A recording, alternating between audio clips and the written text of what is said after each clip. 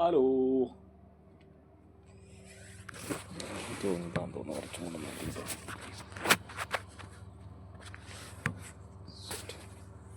എങ്ങും ഇരിക്കുന്നില്ലല്ലോ. എന്താടേ നമ്മളൊരു വീഡിയോ ചെയ്യാൻ തുടങ്ങിയപ്പോൾ എന്തിങ്ങനെ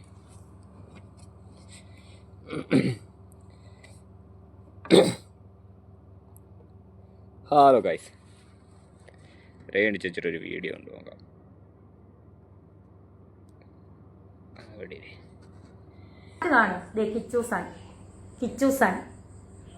ഫുള്ള് കാണാവോ ചാറ്റ്? എന്റെ ചാറ്റ് കാണിച്ചുകൊണ്ടാണ് ഞാനിത് പുറത്ത് വിട്ടത് കേട്ടോ, അല്ലെങ്കിൽ ഞാൻ ഒരിക്കലും വിടത്തില്ലായിരുന്നു മോനെ. വേണ്ടേ വേണ്ടേ കിച്ചു ഞാൻ തമ്മിലുള്ള ചാറ്റാണ്, സബ്സ്ക്രിപ്ഷന്റെ കാര്യമാണേ. അപ്പൊ എന്റെ പൊന്നു കുഞ്ഞു മോനെ കിച്ചു, നീ സമ്മതിച്ചുകൊണ്ടാണ് അമ്മ ഇത് ചെയ്തത്. പിന്നെ മോൻ ഗുഡെന്ന് പറഞ്ഞുകൊണ്ടാണ് മോൻ അന്ന് എന്നോട് പറയായിരുന്നേ അമ്മേ അത് വേണ്ട കേട്ടോ എന്ന് പറയായിരുന്നു, അമ്മ ഇത് ചെയ്യത്തില്ലായിരുന്നു മോനെ. മോൻ ഗുഡ് നന്നായെന്ന് പറഞ്ഞുകൊണ്ട് മാത്രമാണ് ഞാനത് ചെയ്തത്. തുടങ്ങി അന്നാണെന്ന് നിങ്ങൾ ഓർത്തോണം. എന്റെ തുടങ്ങി അന്ന് 500 സബ് കഴിഞ്ഞു കേട്ടോ. അപ്പൊ കിച്ചു എന്താ എന്നോട് പറഞ്ഞ മറുപടി? നിങ്ങൾ മേലെ ഇത് ചെയ്യരുതെന്നല്ല പറഞ്ഞത്, നിങ്ങൾ ഇനി ഇത് ഒരിക്കലും ചെയ്യരുതെന്ന് കിച്ചു അന്ന് എന്നോട് പറയുമായിരുന്നെങ്കിൽ മോനെ കിച്ചു അമ്മ സബ്സ്ക്രിപ്ഷൻ തുടങ്ങത്തില്ലായിരുന്നു. പക്ഷെ മോൻ എന്നാ പറഞ്ഞെന്നറിയോ? ഗുഡെന്ന്. അതിനുശേഷം ഞാൻ പറഞ്ഞ 600 കഴിഞ്ഞു, 180 രൂപയാണ്. അപ്പൊ കിച്ചു പറയാ 180. നിങ്ങൾ കണ്ടോ? എന്നെ വെറുതെ വിട് കിച്ചു, കിച്ചു എന്നെ വെറുതെ വിട്. പിന്നെ നമുക്ക് രണ്ടുപേർക്കും അറിയുന്ന പല കാര്യങ്ങളുണ്ട് അല്ലെ കിച്ചു?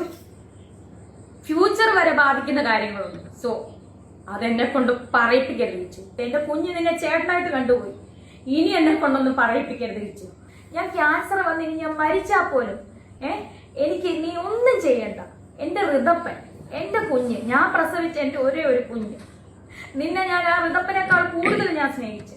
നിന്നെ ഞാൻ ഋതപ്പനേക്കാൾ കൂടുതൽ ഞാൻ നിനക്ക് എന്റെ സബ്സ്ക്രിപ്ഷൻ കിട്ടിയ പൈസ വരെ ഞാൻ നിനക്ക് തന്നു. ഒരുപാട് പൈസ ഞാൻ ഉറക്കം ഒളിച്ച്, ഞാൻ ആൽബങ്ങൾ ചെയ്തത്, ഞാൻ ഉറക്കം ഒളിച്ച് ഗൾഫിൽ പോയി പ്രൊമോഷൻ ചെയ്തത് എല്ലാം ഞാൻ നിനക്ക് അതിൽ നിന്ന് ഒരു ഓഹരി ഞാൻ നിനക്ക് തന്നിട്ടുണ്ട്. നീ അതെല്ലാം വാങ്ങിച്ചിട്ടുണ്ട്. ആ ചാറ്റുകളെല്ലാം എന്റെ കയ്യിലുണ്ട്. പക്ഷെ ഞാൻ കാണിക്കത്തില്ല കിച്ചു. നീ അല്ല ഞാൻ.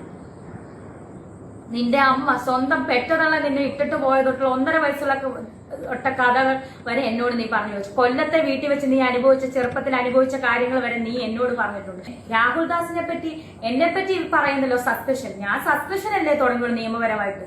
നിയമവിരുദ്ധമായിട്ട് ഞാനൊന്നും ചെയ്തിട്ടില്ലല്ലോ കിച്ചു. നീ ഇപ്പോഴല്ലേ 1 വർഷമായിട്ടല്ലേ നീ ഇപ്പം സ്വന്തം കാര്യം നിൽക്കാൻ തുടങ്ങിയ കാര്യങ്ങളൊക്കെ. ഇതിനു മുന്നേ ഒരു രാഹുൽദാസ് ഉണ്ടായിരുന്നു. ചിങ്ങവനം ഭാഗം, കൊല്ലാട് ഭാഗം, അതുപോലെ ഈ പൊങ്ങന്താനം, ഈ തൃക്കൊടിത്താനം. എന്തുവാടേ വന്നിട്ട് പറയുന്നത്? അയ്യോ എന്തൊക്കെ കാര്യങ്ങളാ. ആദ്യം പറഞ്ഞ എന്ത് സംഭവം എന്തുവാ?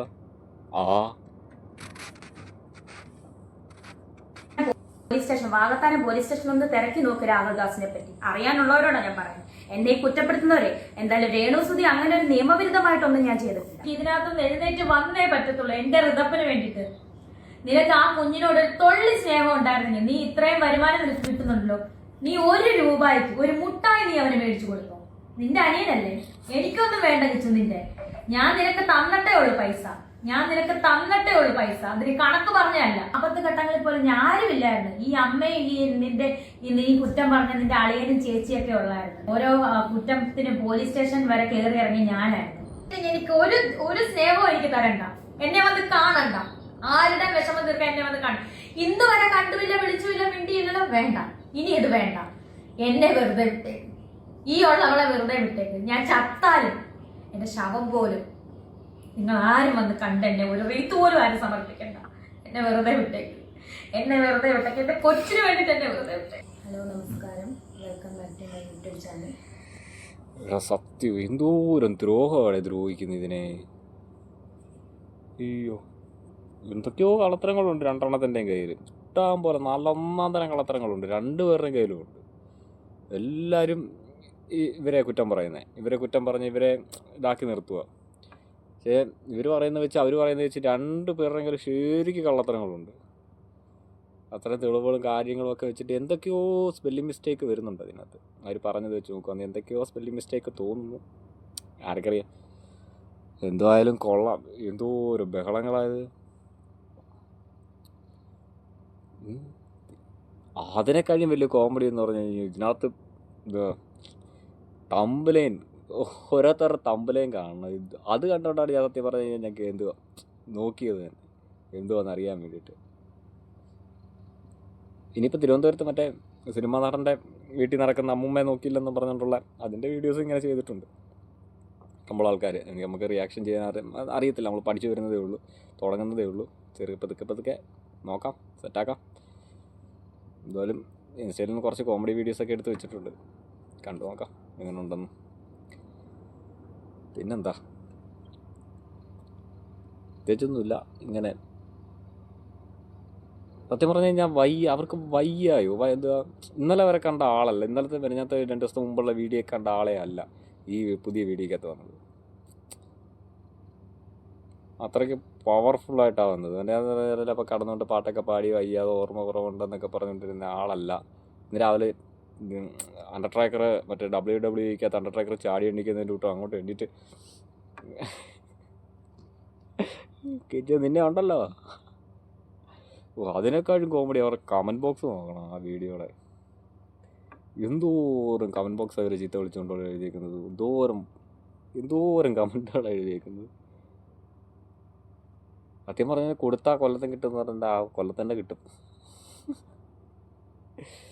ചിരിച്ച് സത്യം പറഞ്ഞ ഇപ്പം ഇതിരി വാറ് പോലായെന്ന് തോന്നുന്നു. രേണുസുതിയാണ് ഇപ്പോൾ എല്ലായിടത്തും വിഷയം. രേണുസുതി മാത്രമേ ഉള്ളൂ ഇപ്പോൾ വിഷയം. യൂട്യൂബിൽ എവിടെ നോക്കിയാൽ, യൂട്യൂബ്, ഇൻസ്റ്റാഗ്രാം, ഫേസ്ബുക്ക് എവിടെ നോക്കിയാലും ഇവർ മാത്രമേ ഉള്ളൂ. രേണുസുതി അങ്ങനെ ചെയ്തു, രേണുസുതിക്ക് ചീത്ത വിളിച്ചു, അവളെ ചീത്ത വിളിച്ചു, ഇവരെ ചീത്ത വിളിച്ചു, ഒക്കെ ചെയ്തു, മറ്റേത് ചെയ്തു, മറിച്ചത് ചെയ്തു, സബ്സ്ക്രിപ്ഷൻ്റെ ചീത്ത വിളിച്ചു. എടാ നിർത്തറേ, എല്ലാവരും നിർത്തി വേറെ വല്ല പണിക്കും പോകും, അല്ലെങ്കിൽ വേറെ അടുത്ത ടോപ്പിക്ക് കൊണ്ടുപോവാ, അടുത്ത ആളെ കൊണ്ടുപോവാ. ഇപ്പം മറ്റേ തിരുവനന്തപുരത്ത് അതും ഇപ്പോൾ തീരാറായി, അതും ഇപ്പോൾ കെട്ടുടങ്ങി. ഇനിയിപ്പോൾ അടുത്ത ആരാന്ന് വെച്ച് കഴിഞ്ഞാൽ അടുത്തിപ്പോൾ ഉടനെ വരും. അതിനെപ്പറ്റി വേണം ചെയ്യാൻ കേട്ടോ, അതിനിഷ്ടം. ശരി, അടുത്ത നല്ലൊരു വീഡിയോ ആയിട്ട് കാണാം.